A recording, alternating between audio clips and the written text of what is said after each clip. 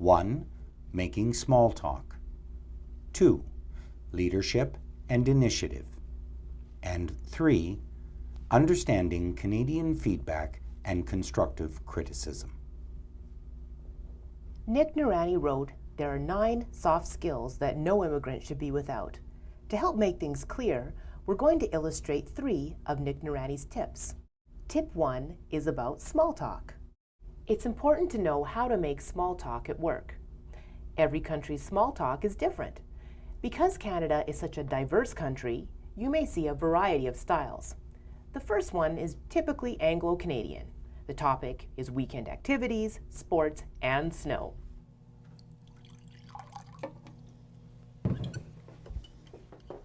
Oh, hi there, Maria.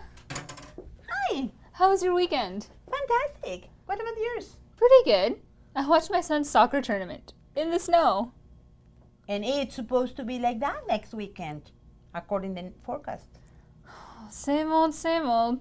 Well, have a nice day. You too! The second small talk example is between 2 Hispanic employees working in Canada. They are friendlier and touch more often than the people in the previous scene, and they are using their own style of humor and proverbs.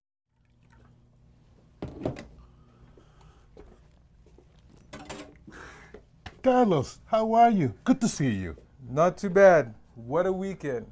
Dealing with my crazy kids, the weather, not looking forward to the pile of work I got waiting for me. You'll survive. What doesn't kill you will make you stronger, my friend.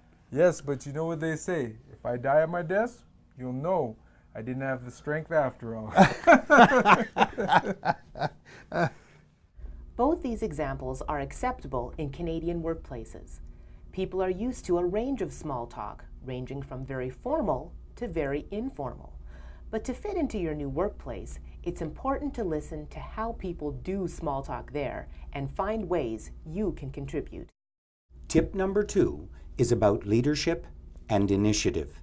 For the first scene, you will see a boss asking an employee to take the initiative to put something quite complex together.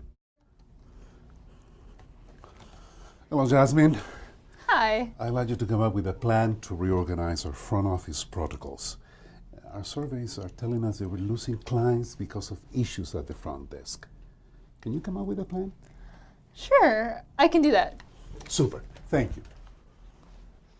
I'll just have to stall so he doesn't know I have no clue what I'm doing.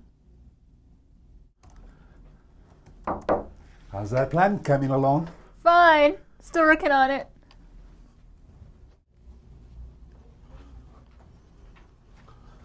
Jasmine, it's been 3 days and I haven't even seen your notes on the project. What's the holdup? The employee was embarrassed to tell the boss that she did not have any idea how to start on his request. So instead of asking for help, the employee kept avoiding saying anything to the boss. This is usually a problem for Canadian employers. Here's the scene again, showing how the employee is taking initiative. Jasmine, I'd like you to reorganize the front office protocols. Our surveys are telling us that we're losing clients because of issues at the front end. Can you come up with a plan? You seem quite worried about this. Yes, I am. I'm not sure what to do about it, but you might be the right person to come up with a plan because of your previous experience in your home country.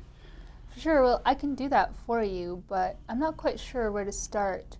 Would you be able to point me in the direction of someone who could show me, or would you be able to give me some tips or points? Check the survey results. Pay attention to the customer complaints, the most common complaints, and the most frequent suggestions. I can do that. Can I check back with you later on to make sure that I'm on track or that I'm doing what's most important to you? Sure, and if I seem busy, keep pestering me. For sure. Thank you. You see, the employee does not have to lose face if she doesn't know how to do something. In the example you just saw, the employee started out by focusing on the boss's need by noticing he was worried. Then, she checked in a few times until she had a better idea what the boss was looking for. The final good idea was to ask if there could be checkpoints for feedback. Taking initiative does not mean doing something crazy. It just means you need to take responsibility for figuring out what needs to be done and then take it in small steps until you can do it. Tip number 3 is about understanding and accepting constructive criticism.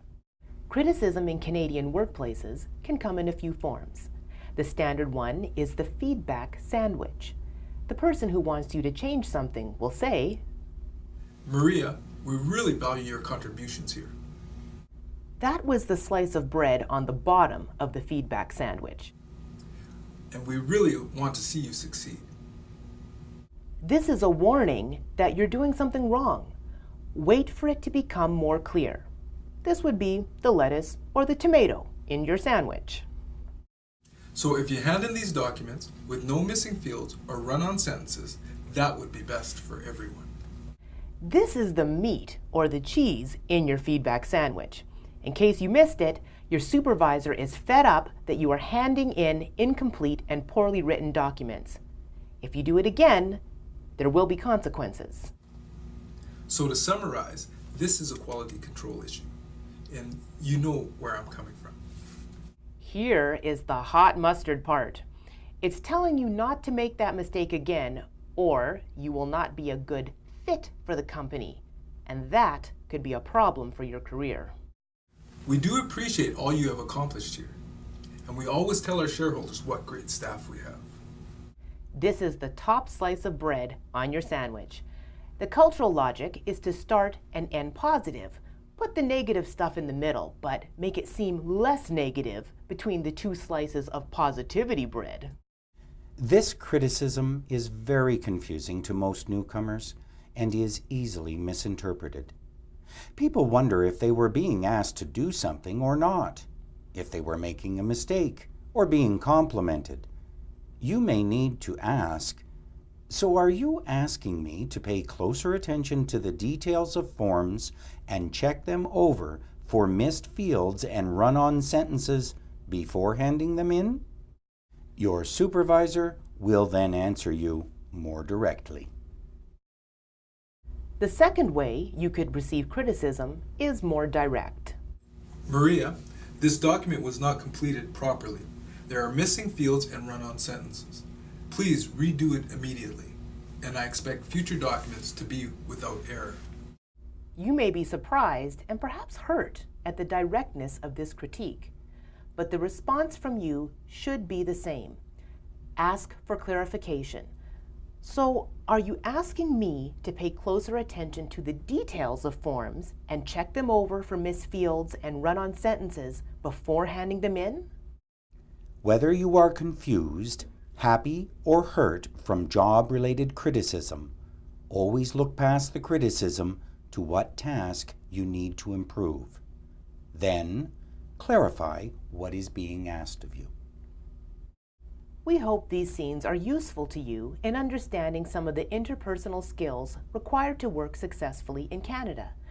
You can read Nick Noorani's complete tip list and answer the questions in the following exercise.